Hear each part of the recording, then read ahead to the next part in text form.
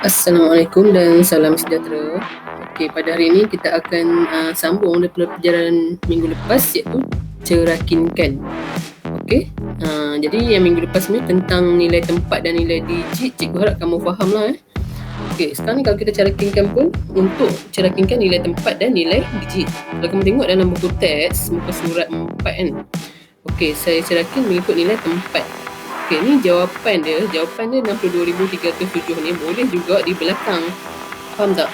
Maksud cikgu kalau macam kamu tambah cerakinkan tu sama dengan jawapan dia dekat belakang. Boleh je. Okey, sekarang ni dekat depan dia letak. So, harap kamu tak keliru lah. Jadi sekarang ni, jawapan 62,307 ni, macam mana nak cerakinkan nilai tempat, dia akan jadi sini. Nilai tempat ni dalam perkataan. Kan? Okey, cikgu tulis balik nombor dekat sini.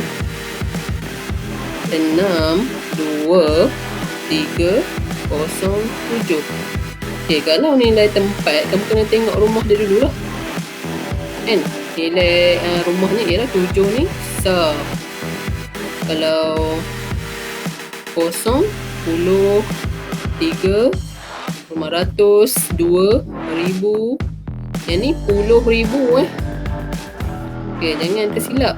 Jangan sampai ratus ribu sampai berjuta, puluh ribu kita baca sekarang ni. Okey, ni untuk situasi kalau nilai tempat. Jadi sekarang ni 6 di tempat 10,000 kan. Jadi 60,000, 2,000 tambah, mesti kena tambah. Dia mesti jadi macam tu. Tambah 300, 0, 10. 0 ni 40. 7 ialah sah. Okey, boleh faham ni nilai tempat. Cara nak buat, tulis sikit. Nilai tempat. Okay. 60,000 tambah 2,000 tambah 300 tambah 0,10 tambah 7 sah. Okey. Ni dalam nilai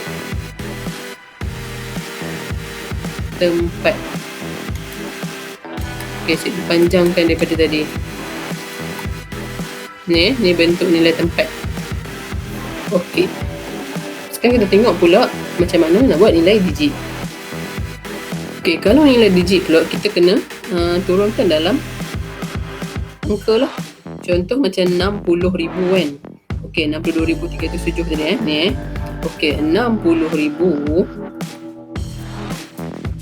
ada berapa kosong? 60, 1, 2, 3, okey 4 kosong tambah 2,000, 2, 1, 2, 3 Kamu kena hafal berapa kosong untuk ribu, ratus semua tu.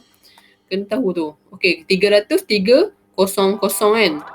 300 tambah 10. Okey, untuk nilai digit ni kosong nak bubuh boleh tak? Bubuh pun tak apa. Dia tak ada nilai kat sini Okey, tambah contoh cikgu nak bubuh lah kan, tak nak bagi confuse kan. Okey, tambah 7. Macam tu Jawapan dia ialah 62,307. Okey, macam tu cara nak tulis dalam nilai digit. Ingat yang kosong-kosong tu. Contohnya 6. Kalau 60,000, okey 6, 1, 2, 3, 4. 6, 1, 2, 3, 4 kosong. Kan? Kalau 2 ada 1. Kamu tanda 2 tu 1, 2, 3. 1, 2, 3 kosong. Kan? Macam tu. Tambah 300. Tanda sini ada 1, 2, kosong. Kosong tak apa. 7. Tak ada apa-apa kat belakang 7. Boleh faham